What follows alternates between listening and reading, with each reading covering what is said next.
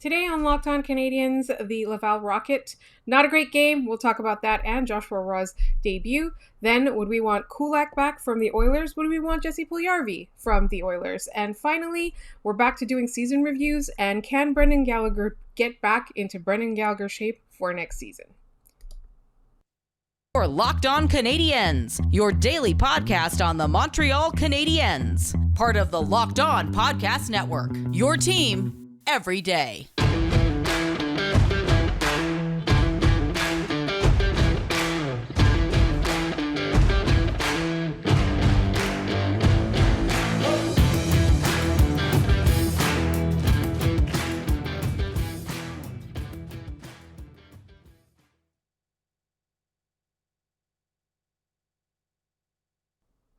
Hi there, everyone, and welcome to episode 633 of Locked On Canadiens. We are free and available wherever you get your podcasts, as well as on YouTube.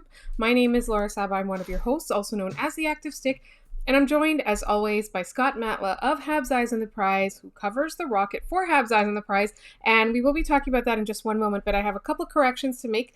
The first correction was that I told Scott that Sycamus was pronounced Sycamus a long time ago, and then I learned that I was incorrect, but I never updated him. So for those of you who watched the last YouTube and commented on it, that was my fault, not Scott's fault. Another correction was that we were talking about the cap recapture penalty that Nashville would have to pay on Shea Weber. The amount does not change, but in fact, the 2020 CBA was updated so that they would pay that out over multiple years, and it would be a reduced amount, so it wouldn't be $26 million on the cap as a penalty. It would be a bit, they would get the chance, but it would sit on their cap for a longer time. I believe it's around $4 million that they would have to do. And finally, somebody called me on the LTIR at the beginning of the season. I promised I'd talk about it on today's show, but I have been doing the research and I'm not fully well-versed or confident that I have it right. So I'm going to take a couple more days and deal with that and review that. There is something to do with the first day of the season, and there is a complication, but we'll talk about that in a future episode. Those are all the corrections that I wanted to make. Scott, the Laval Rocket need to make some corrections. Tonight's game was, without getting into the officiating part of it, shambolic, to be quite honest. The Rocket were playing well through about a period and a half, and then they kind of came unglued a little bit at the end of the second period. They killed off a pair of 5-on-3 Springfield power plays impressively, that it's like, okay, you can come back from this. And then their defensive miscues have caught up to them in this series over and over and over again. And Springfield is making them pay for that. And the biggest issue with all of this is that power plays are not handed out evenly in this. Springfield had 8 of them tonight. Laval had 4. And if you're given an opportunity in this game, and they were given a 5-on-3 down 2 goals with a chance to get into this and really make some things happen, they instead surrendered a shorthanded goal for Will Bitten's hat trick and didn't score a goal of their own. The power play itself was not where it needs to be. The first unit is great. They move the puck well, but they're not getting finish on their chances, which is in and of itself is a problem. And then power play 2 is just non-functioning at this point. Like, Sami Niku is doing his best to distribute the puck, but it's handled like a grenade by a lot of these players here. And I get why Joshua Watt didn't start the game on the power play. I look at this and I go, he is someone that you needed out there. You need a shooter, and you need creativity in these situations. And I get you trust the guys that have gotten you this far. Joel Teasdale was very good down the stretch, and I get knowing what you have. But you got to take risks at the same time. If you don't take risks, you're not going to win games, especially ones that you're right there. And yes, you're losing. And yes, it sucks. And yes, it's frustrating.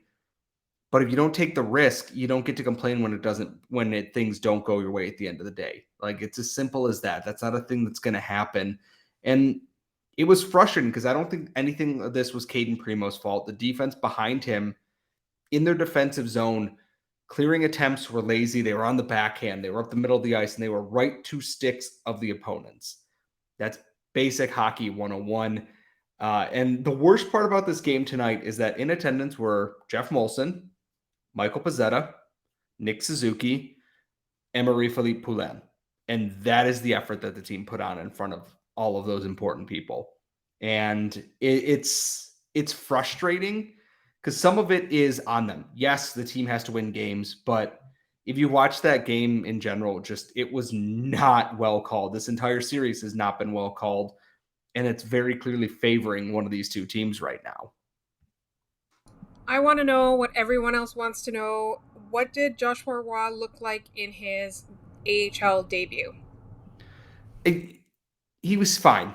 And I say that as not a bad thing. He didn't do anything wrong or egregious. He had some good looks. He's showing good patience and being able to read the play very well. He just didn't score, which is fine. Not a lot of people on the Rocket scored or did anything of note tonight to begin with. I want to see him on the power play in the next game. You cannot look at an 0 for 4 performance like this in a game where you were given an opportunity to get back in it and your power play gave you nothing and gave up a goal. You got to do something. And Joshua Y is that something. It's handed to you on a platter. This is not shuffling guys around. This is not Donick Martel goes to power play 1. This is not Xavier Ouellet and Sami Niku switch spots. This is a guy who led the QMJHL in scoring less than a couple weeks ago, who is one of your brightest prospects not in the NHL ranks right now. You got to give him the opportunity.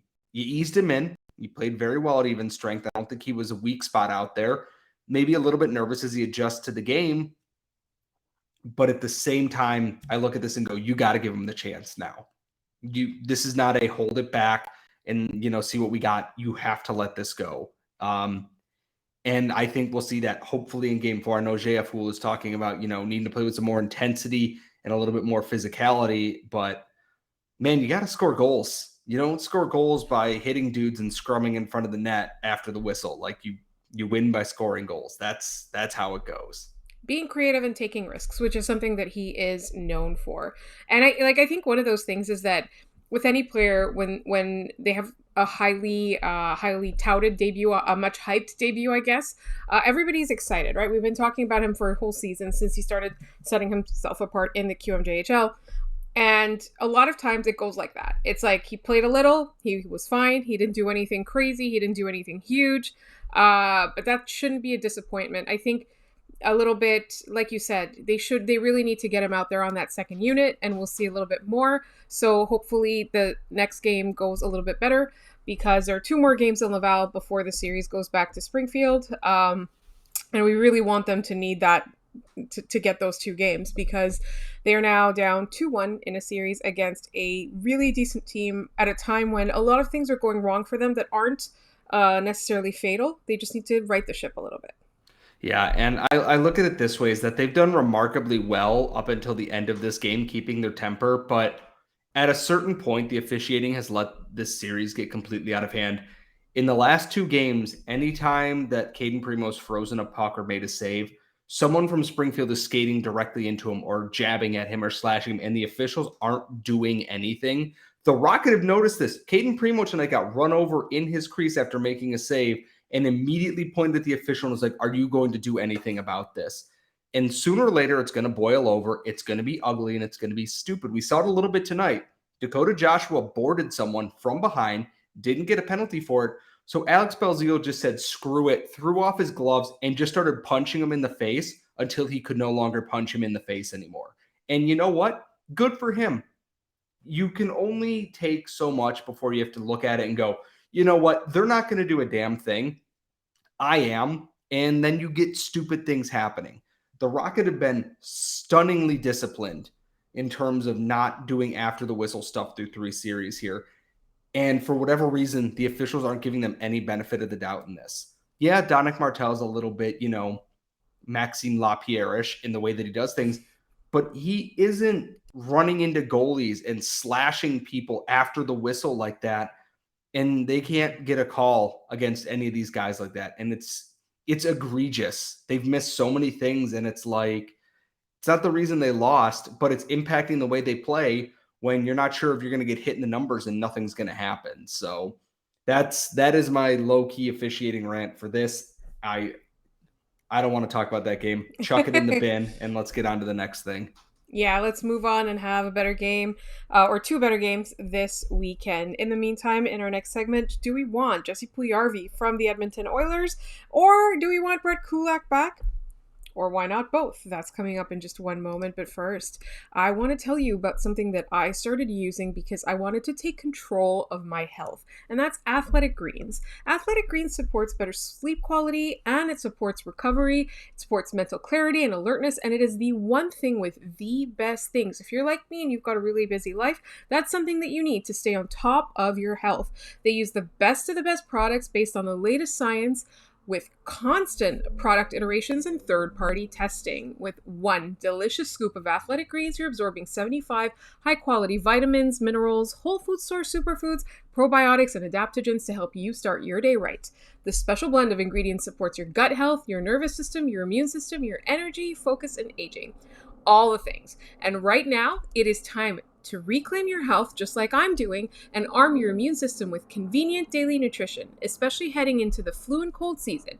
It's just one scoop and a cup of water every day, and that's it. No need for a million different pills and supplements and things to keep track of to look out for your health. And to make it easy, Athletic Greens is going to give you a free 1-year supply of immune-supporting vitamin D and 5 free travel packs with your first purchase. All you have to do is visit athleticgreens.com/NHL Network.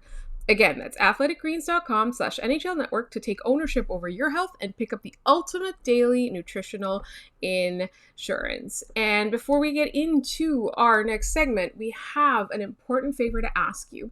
We've put together a survey so we can learn more about the listeners like you and make your favorite Locked On podcasts even better. This is your opportunity to tell us what you like and you don't like about Locked On podcasts. Go to lockedonpodcast.com/survey right now to get started. It won't take very long, and everyone that completes the survey can qualify for a chance to win one of $100 Ticketmaster.com gift cards. To take our audience survey, go to lockedonpodcast.com/survey. And thanks for your help. I took a peek at the questions, and it's really, really important that you fill them out because there's tons of stuff in there, including what kind of ads you want to see. So that's really, really important. Please go ahead and fill that out. And I know it means a lot to listeners. That kind of stuff is important to listeners, so that's what we want to hear about you from. All right, Scott. Let's talk about this because it felt a little bit like a throwaway quote, a throwaway tweet, but you sent it to me and I got really intrigued. So Brett Kulak has not completely ruled out the possibility of coming back to Montreal. In fact, let me find the quote so that I can properly, accurately represent it. It is in French, and it is, okay, so it was from Jonathan Bernier, and he said that he chatted for a few minutes with Brett Kulak, and he said that there is absolutely a chance that we'll see him back in Montreal. He becomes a UFA this season, so he gets to choose where he signs, and we know that Montreal got a lot of use out of him. He was a very useful player in Montreal. He seemed happy here as well. He got a chance to play with Stanley Cup. Unfortunately, that ended pretty early, thanks to Mike Smith and the rest of the Oilers' weird depth, which we're going to get into again in a couple of moments with Jessie Puyarvi. I have to say that I would not in any way be disappointed to see Brett Kulak back. And in fact, I would be really happy to see Brett Kulak back in Montreal if that happens. If it happens. Like, again, he said it's a chance. Now, we don't know if the Canadiens will call him or if he'll choose somewhere else. So I look at Brett Kulak as this, in that if Jeff Petrie is gone, I can see Brett Kulak coming back and being that stable defensive guy here. And I have natural stat trick up in the background. We love natural stat trick on this show. One, to look up some stuff on Jessie Puljujarvi, which we'll get to. But Brett Kulak, who was there for all of 18 games, had one of the best expected goals for percentage relative to his teammates, ahead of guys like Leon Draisaitl and Zach Hyman and Darnell Nurse and et cetera, behind just Connor McDavid and Jesse Puljujarvi and Cooper Marudi, who played just one game, so I don't really count him. So let's say third on the team overall. Brett Kulak's just a sneaky, underrated piece that we assume Edmondson's going to be here. We know Romanov's going to be here. We assume David Savard is going to be here. We don't know about Jeff Petrie yet. And it kind of takes the onus off of a Matthias Norlinder, a Jordan Harris, a Justin Barron, to be 100% guaranteed NHL ready to fill that void right now. I think Harris can be a very good bottom six plug-in right now, and I feel the same way about Justin Barron, but I'd like to see more of what they can do. And it would not surprise me if they play a little time in the AHL next year while they sort this out. But I look at, if you get a Brett Kulak, who is such a Swiss Army knife, that penalty killing, even strength, not power play. He's not a power play guy, unfortunately, but he's very good at being a mimic to what the team needs. Do you need a guy to be the defensive piece on a pairing and let the other guy be the offensive guy? Do you want someone to carry the puck out? He can do that. He's a very good safety blanket, and I think that's something that Martin St. Louis is going to want on his defense. Joel Edmondson does pretty well at that. Jeff Petrie, when he was playing under Marty, also did that very well. But there's no reason why you can't have another. I keep forgetting Chris Weidman is here too. If they want to do that, depending on what they do with the defense, if Jeff Petrie is gone and Brett Kulak is back, it's very clear to me that they want a bigger role for these kids. If Petrie stays, you're going to see some of these kids start the season in the AHL. No matter what, I'm in favor of bringing Brett Kulak back. I don't think the price is going to be exceedingly high. I think you can get a multiple-year deal out of that. And the way I look at it is you could have traded him, gotten your second-round pick, which they did, re-signed him, and then if you need to, you can trade him again. And he's still likely to be a pretty good piece for another team and recoup more assets. It's this, very fun cycle that we could do with Brett Kulak if we were to re-sign in Montreal this summer. The word that I would describe Brett Kulak as is comforting. For me, I find it comforting when he is in the lineup because he does the correct things. He corrects mistakes a lot of times. He neutralizes mistakes. And I also want to mention, because we keep talking about bringing somebody on to talk about Caden Gooley, a couple of listeners have talked about maybe they want Caden Gooley to spend the season in the AHL. Even though in my mind, he's probably one of the more NHL-ready prospects. So we're going to talk to a couple people. Actually, we have been speaking to a couple of people who have a lot of access to him on the WHL end to give us their thoughts on Caden Gooley, and that's going to come up in the coming weeks as well. We've got Russ Cohen from the Locked On Flyers podcast. We will be doing crossovers with Locked On Flyers to talk about all the things that Russ learned at the Combine, and that's all coming up.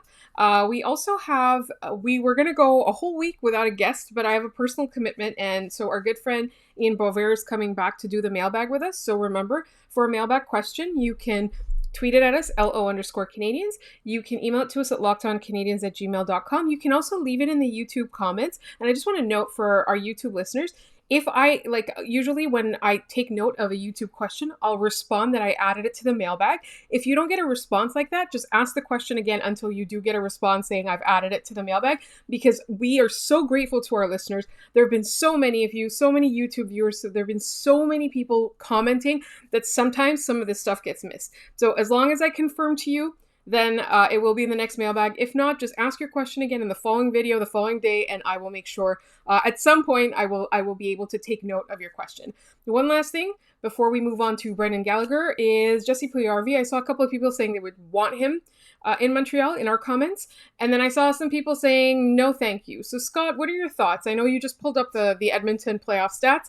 Let's talk about Jessie Puyarvi. It seems like Edmonton doesn't want to keep him based on reporting from Edmonton. Now, this is not confirmed, but that's the sense that I believe it was Ryan Rishaug that was talking about this. From what I understand, Ryan Rishaug was on, I believe, TSN 1260. I think that's the one that's out there, and said if it comes down to Kaiir Yamamoto and Jesse Puljujarvi, that the Oilers are leaning towards Kaiir Yamamoto right now, which, you know what?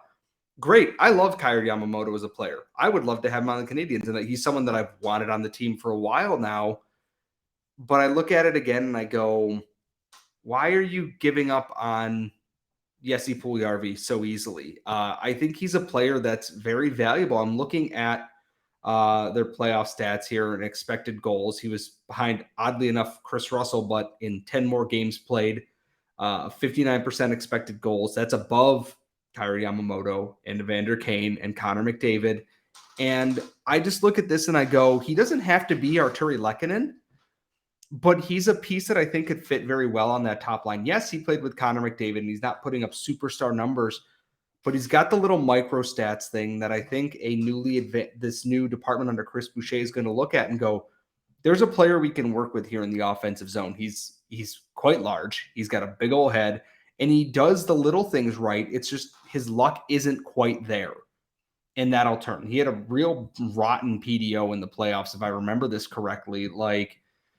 I don't see why you don't take a chance. Yeah, he had a 981, PDO. Not awful, but not the best at the same time. But in terms of For people, listeners not familiar with PDO, that essentially is a stat that measures your bad luck or your good yeah, luck. it's I believe it's the on ice save and your shooting percentage. His shooting percentage wasn't what you wanted it to be, which you know what? It happens. Sometimes you get goal. Just ask Brendan Gallagher for God's sakes. Like it sometimes you We just will in don't. a moment. Yeah, exactly. Like sometimes you just don't have luck. Like I look at this team here, Kyrie Yamamoto, let's see. Jessie Puljujarvi had 3 points in 16 playoff games at 5-on-5. Like that's rough, but at the same time, like, oh wow, he only had 3 points total at all strength. That's not great, but the luck's not there. I think this is a change of scenery thing. We've heard his name thrown around for years now, and the Oilers allegedly want to bring back Evander Kane at a number that starts with a 7. That was another factor that I was going to mention, is that their goal is to re-sign him. And so that's why it's not going to leave a lot of room for both Kyrie Yamamoto and Jessie Puyarvi. And he's also pretty young, eh? He's 24 years old. He's not he's about to enter his prime. He's not in it yet. Yeah. And that's the thing is like we'll discuss more as we go here, but like, let us know what you think. We don't need him to be a superstar, but there's a player there that can be very useful, I think, for a rebuilding team like the Canadiens. I agree. And so speaking of the rebuild, we kind of we didn't drop off on our player reviews. We're still going to be doing them throughout the off season, particularly for players that we think are coming back or we are assuming will come back. And we're going to talk about Brendan Gallagher and can he overcome both the injury and the loss of his 2 major line mates and bring it back next season. And all of that's coming in just one moment. But first, let me really quick remind you about Built Bar, a protein bar that tastes just like a candy bar. If you're familiar with our podcast, you'll know we love Built Bar. It's one of our favorite sponsors. They're delicious, high in protein, bring you a lot of energy. For me, I use them in the morning as an on-the-go breakfast. Sometimes I'll use them before or after a run. Scott takes them on his hikes with him, and they're delicious. And now they have granola bars, Built Bar granola bars. Again, high in protein, low in sugar, so good for you. And all of Built Bar's products are really delicious, made with real chocolate. So check them out. And if you want to try Built Bar, you can go to built.com and enter promo code LOCKED15 to get 15% off your order. That is built.com and promo code LOCKED15 for 15% off your order.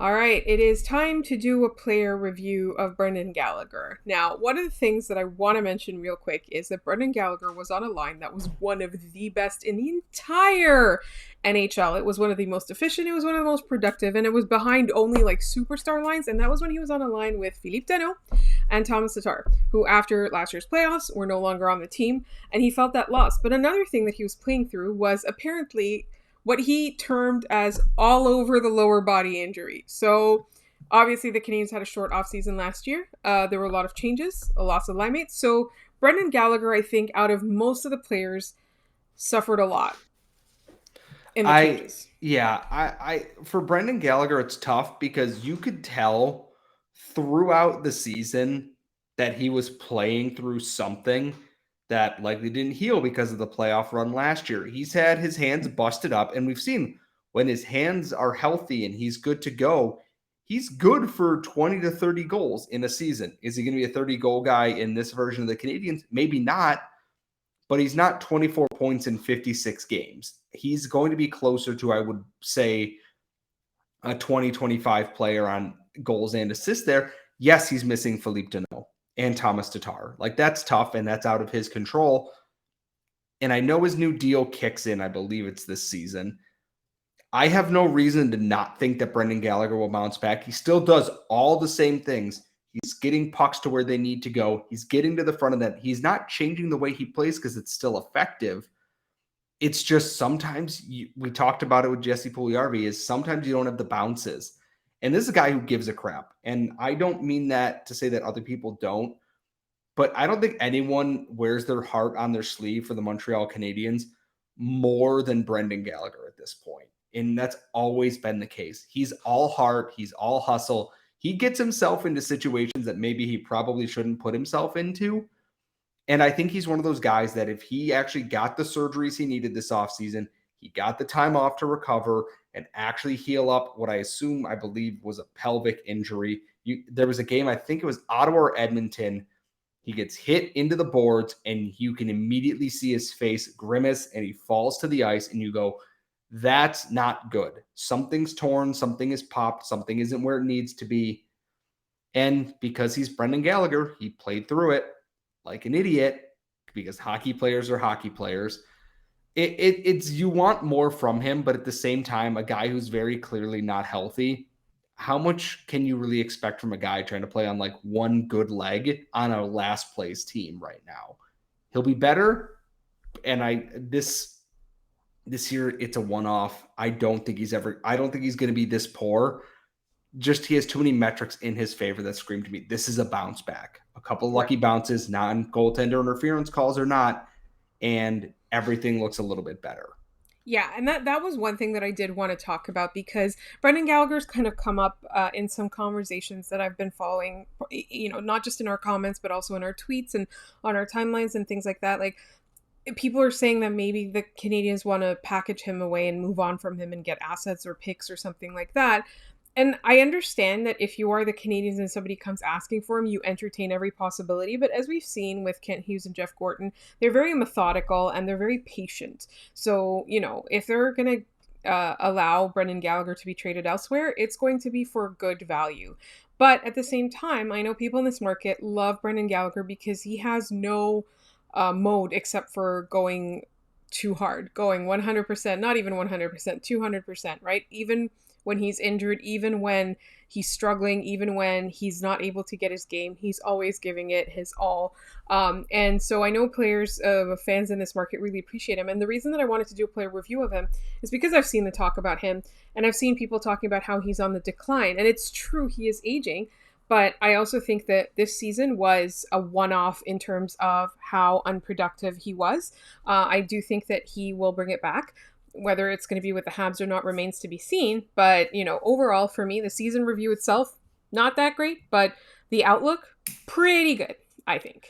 And I look at Brendan Gallagher and how he is as a player, and I forget who we were talking to about this, whether it was Andrew Berkshire when we were on Game Over together or not. But if Shane Wright is the pick, and we are avoiding the discourse because Shane Wright should be the first overall pick, if you have Brendan Gallagher, you have the perfect insulator for a player like Shane Wright.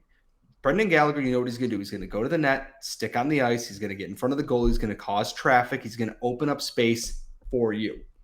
Whereas Josh Anderson might be a little bit of a wild card because you don't know if he's going to go to the net, go through the end board, start a fight, look handsome, or score a goal. It's a wild card. Or Brendan Gallagher, all is always good. Brendan Gallagher is a very simplistic player, which should make him very easy to plug and play wherever you want to go. And if you have Nick Suzuki as your top line center, which you should with Cole Caulfield and whomever, if you are bringing in Shane Wright and you're keeping Christian Dvorak, you just swap them around between lines there and figure out what works. Because Christian Dvorak, I thought, played well, but Brendan Gallagher is that guy that you can put him out there, have him get the pucks out, do the right thing, give up his body. And when you're leading, you can play him with Shane Wright and be like, go out there, you guys do your thing. You need defensive minutes, you can put Christian Dvorak up a little bit. The versatility helps. And I think him being healthy is going to help. And I think this season, finishing last for a guy like Brendan Gallagher, who doesn't like to lose at anything, even bets with his teammates sour him for weeks on end, he's going to come out full of piss and vinegar next season. He's going to be feisty. He's already mad at the officials in the NHL player or system for reviewing goals. And then he has on a last place team where he was injured to hell. Everything's changing. If there's anyone that's going to come out and try to make an immediate impact, it's going to be Brendan Gallagher next season. That's a good thing for Shane Wright. It's a good thing for Christian Dvorak. It's probably a good thing for Nick Suzuki too. A good Brendan Gallagher makes the Canadiens a much better team overall. When he's on, he's one of the NHL's most underrated forwards going around. And my final thought is he was right about Tim Stützle. Deal with it. I didn't say anything mean. He was right. We're going to get letters. We're going to get, you know what? I'm going to direct all the letters to you, Scott. I'm going to throw them in the trash and then dump that trash in a sewer. I don't care. I don't disagree. Here's the thing is that, I think they're both right. That's the thing. Tim Stützle, until he starts getting called for diving, is going to keep diving. But Brendan Gallagher, until Tim Stützle gets called for diving, is going to keep pointing out that he's diving, right? Like, nobody's crying here. Everybody's just using what they can to their advantage. And I think we should stop the discourse about them crybabying or Brendan Gallagher's losing his mind or Tim Stützle's an awful person or whatever. If I'm getting away with diving, I'm going to keep doing it, right? That's just the way it is. Like, it's a market inefficiency that Tim Stützle is currently exploiting and Brendan Gallagher is trying to expose. That's what we're going to say. So real quick, when you said the Shane Wright pick, there's actually a really interesting, really long piece from Arpon Basu and Marc-Antoine Gaudin. They were in Buffalo for the Combine, and they have put together all the things that they've heard and gleaned from that. And there is actually a little bit of talk about Slavkovsky as well, for those of you who are in Team Slavkovsky, oh my god, I keep adding that S there. I don't understand why. But anyway, that's a really interesting article on The Athletic. It was from a couple of days ago. I want to say it was Monday or Tuesday that the article came out. Definitely take a look at that. There's a lot of info in there. I think whoever the Canadiens pick, I think either one. And if they do trade and get the other one, like a lot of people are kind of hoping that they do, whatever happens, I think Jeff Gordon and Kent Hughes will have made the best decision for themselves after a lot of talk and thought and research. And so I'm very confident in that pick. In the meantime, if you want to subscribe to this podcast, you can find us wherever you get your podcast. Please subscribe. Please rate us so that people can find us. Rate us well so people can find us. Tell your friends about us on YouTube as well. You can subscribe. We're so grateful to all of you for supporting the show. And we have so many good guests coming up, including tomorrow. Ian from the Build podcast, subscribe to the Build, is coming on to do the mailbag as I will be away. So don't forget your mailbag questions. LO_Canadiens on Twitter, lockedoncanadiens@gmail.com. You can also leave them in the YouTube comments. And also, as I said, if I don't answer back after a few hours, please, or on the next video or whatever, until I acknowledge it, please ask the question again until I acknowledge it. And in the meantime, once you're done listening to this, you can check out Locked On NHL, where they're covering all angles of the playoffs. We're almost down to the finals, and just check them out. Just make them your second listen of the day after us. Thank you so much for listening, and Scott and Ian will talk to you tomorrow.